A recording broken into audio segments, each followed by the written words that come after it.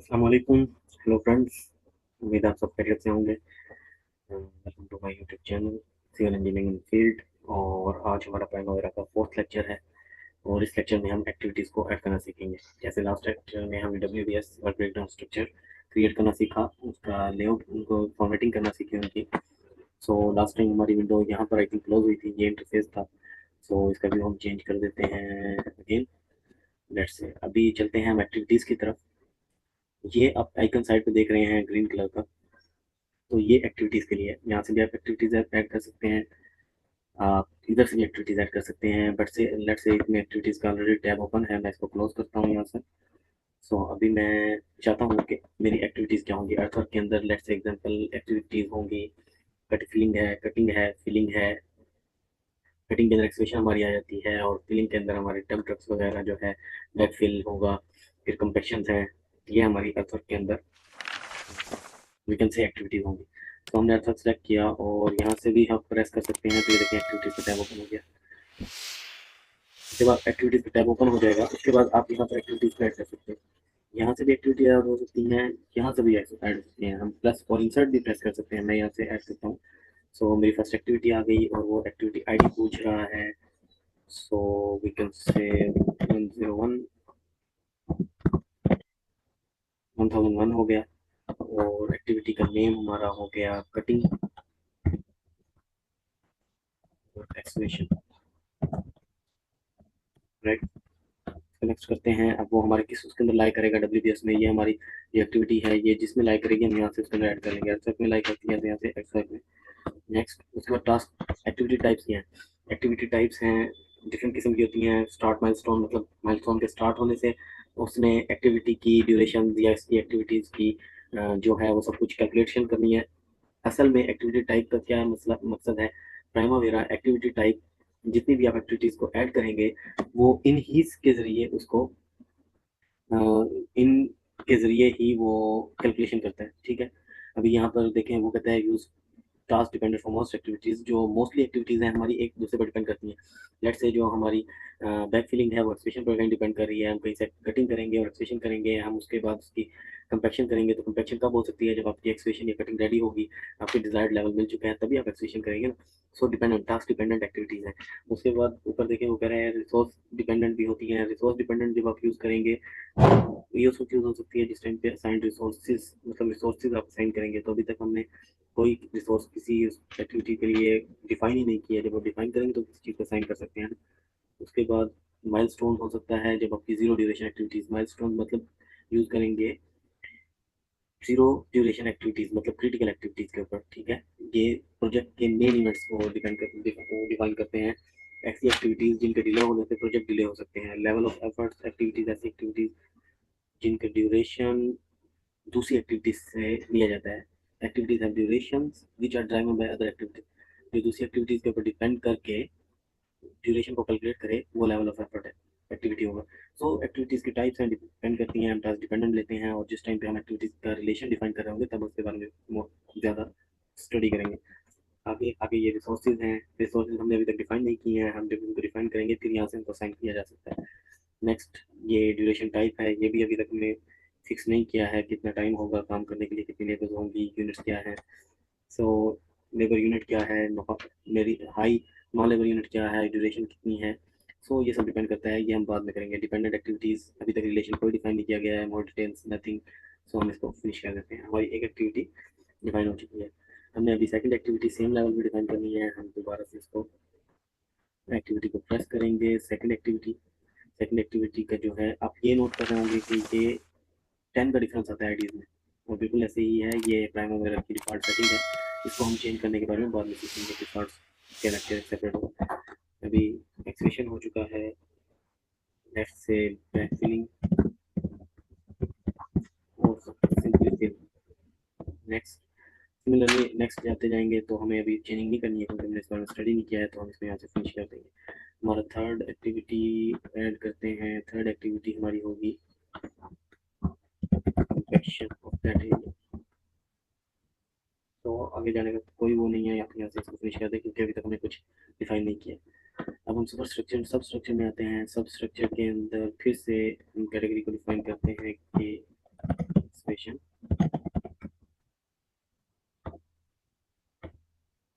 Duration के बाद हमारी फिर सब कैटेगरी होगी,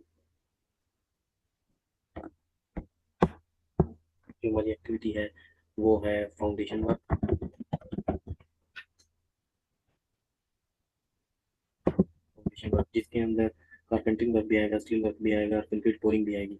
ये फाउंडेशन वर्क हो गया। सो कंस्ट्रक्शन में आ जाते हैं। कंस्ट्रक्शन के अंदर सिमिलरली हमारा ब्लॉक वर्क, कास्टिंग वर्क, मतलब कंस्ट्रक्शन वर्क जितना है वो आ जाएगा। नेक्स्ट से हम अभी से डिफाइन कर रहे हैं, तो मैं इसको ब्लॉक वर्क रख लेता हूँ और सेकंड उसको एक्टिविटी को मैं रख लेता हूँ प्लास्टर वर्क, प्लास्टरिंग। देख रहे हैं ये एक्टिविटीज़ यहाँ पर डिफाइन हो रही हैं।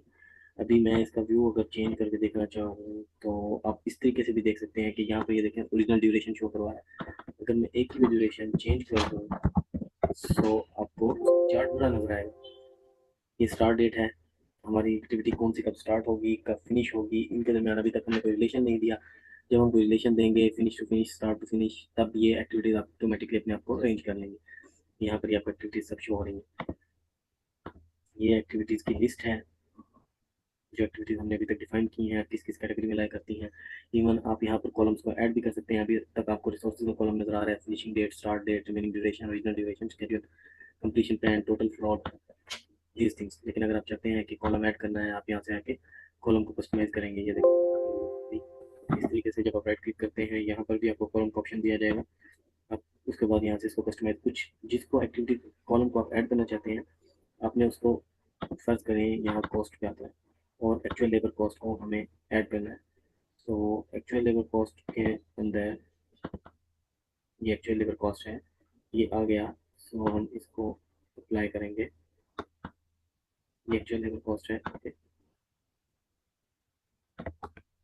ये देखें एक्चुअल लेबर कॉस्ट आ गई, एक्चुअल नॉन लेबर कॉस्ट आ गई। जिसके ऊपर मैंने क्लिक किया दो तीन एक्टिविटीज़ को, उसने तीनों को सिलेक्ट कर लिया। तो ये चीज़ें हैं, ये कॉलम्स को आप अपने उसके मुताबिक एडजस्ट कर सकते हैं। यहाँ पर बहुत सारे आ सकते हैं, आप इसको ड्रैग भी कर सकते हैं, फ्रंट पर लेकर आ सकते हैं, बैक पर लेकर आ सकते हैं। ठीक है, आपने इनको क्लिक करना है और ड्रैग करना है जहाँ पे जो आपको चीज़ चाहिए। अच्छा, उसके बाद जब एक्टिविटीज़ हमने जनरेट कर ली तो एक्टिविटीज़ टाइप की तरफ जाएंगे। अभी अब हम एक एक्टिविटी को सिलेक्ट करते हैं, लेट्स से ये एक्टिविटी।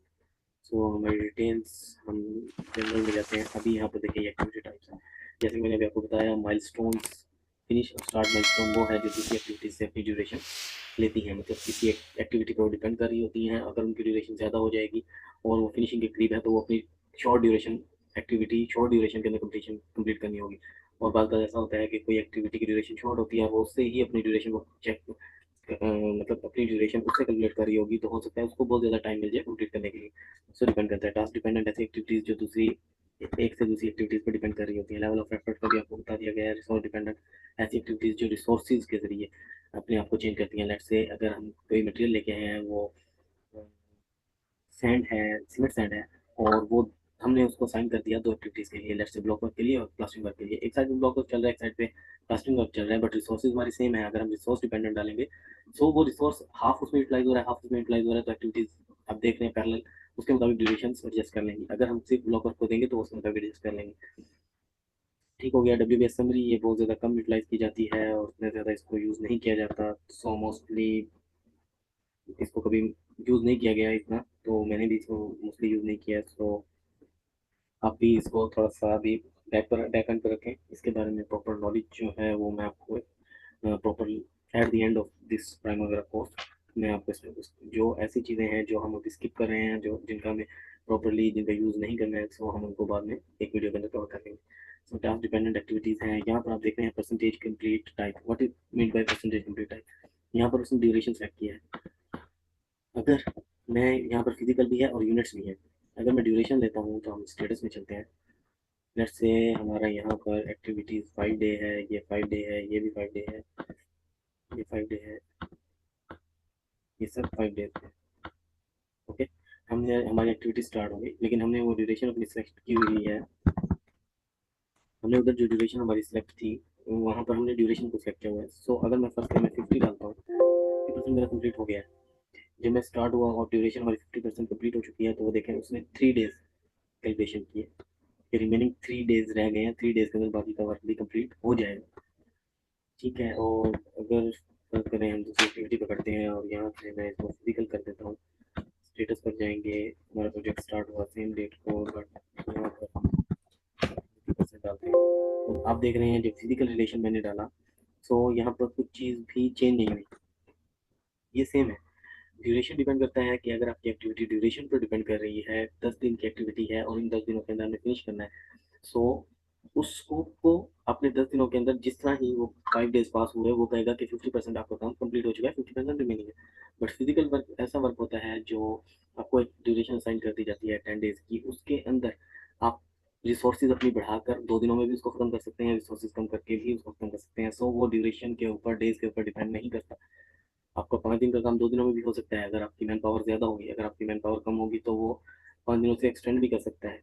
ठीक है, सो इसलिए जब फिजिकल का वर्ड आया तो जो मैंने परसेंटेज यहाँ पे ऐड की, उन्होंने यहाँ पर कोई वैल्यू चेंज नहीं की। वो कह रहा है कि 5th डे में ही कंप्लीट होगा, मतलब उसने अपनी ड्यूरेशन को सेम ही रखा, ड्यूरेशन उसने चेंज नहीं की। सिमिलरली एट द एंड हम देखिए उस पे आते हैं और यहाँ पे देखेंगे आप यूनिट गिवन है। यूनिट का मतलब है कंजप्शन बेसिस, ऐसी बेसिस ये कंजप्शन बेस पे होता है। हम कह सकते हैं कि हमारी पावर, मैन पावर 10 है, लेकिन आज 5 बंदे आए हैं, तो 5 वर्किंग यूनिट्स हमें कितना देंगे, कितना वर्क देंगे, ये उसके ऊपर डिपेंड करता है। फिर उसका यूनिट्स के हिसाब से है कि हमने कितना, हमारा प्रोजेक्ट स्टार्ट हुआ और जो हमारे यूनिट वर्क था, पहले हमने 100 यूनिट वर्क में से 30 यूनिट्स काम, तो ये देखो अभी वो हमने जो हमारी जो लेबर है कुछ असाइन नहीं किया हुआ, तो उसको भी कोई चेंजिंग इसमें नहीं कर।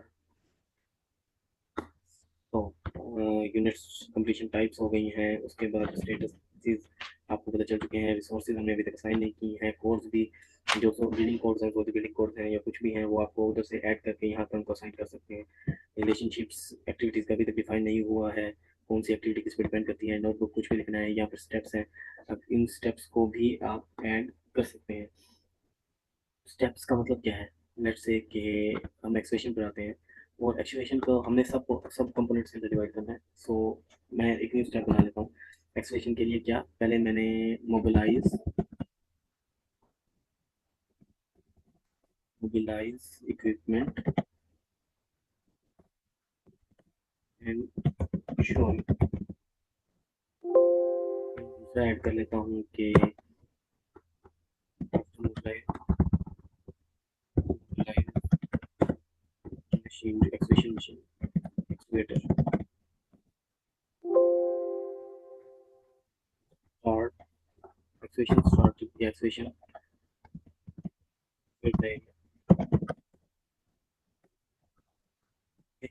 फिर हाइट बढ़ गई है 3 मीटर से, अप्लाई द शोरिंग।